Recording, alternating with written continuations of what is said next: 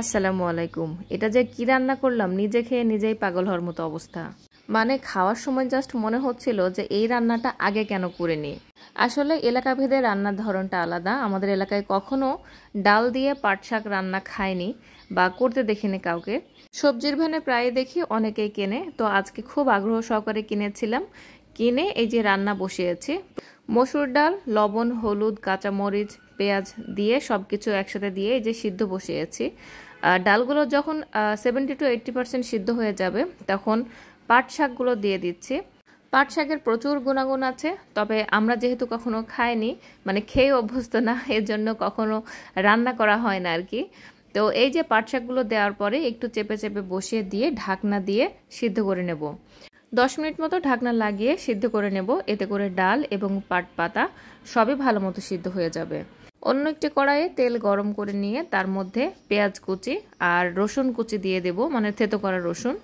মানে ডালে নর্মালি যেভাবে আমরা বাগার দিই সেভাবে বাগার দিয়ে নেব। পাশের চুলায় কিন্তু এখনও বসানো আছে পাট শাক এবং ডালের মিশ্রণটা। অলরেডি সিদ্ধ হয়ে গেছে, এখন জাস্ট বাগার দিয়ে নেব। পেঁয়াজ রসুন একটু ভাজা ভাজা হয়ে গেলে দিয়ে দেব আস্ত জিরা।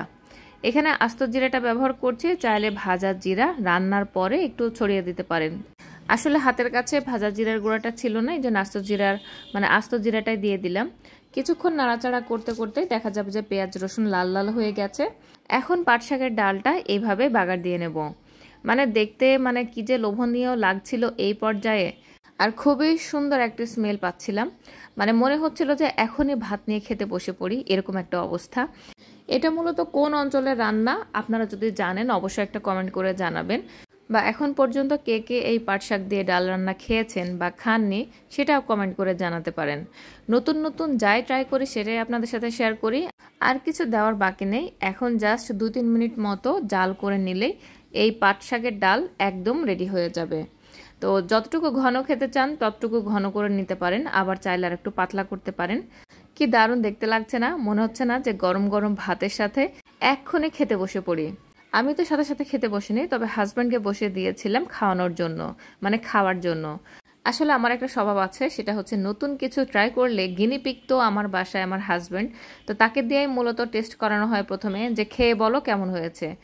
খেয়ে বলেছে খুবই মজা হয়েছে, মাশাআল্লাহ, আলহামদুলিল্লাহ। ভিডিও ভালো লাগলে অবশ্যই শেয়ার করে দিবেন। আজকের মতো শেষ করছি, আল্লাহ হাফিজ।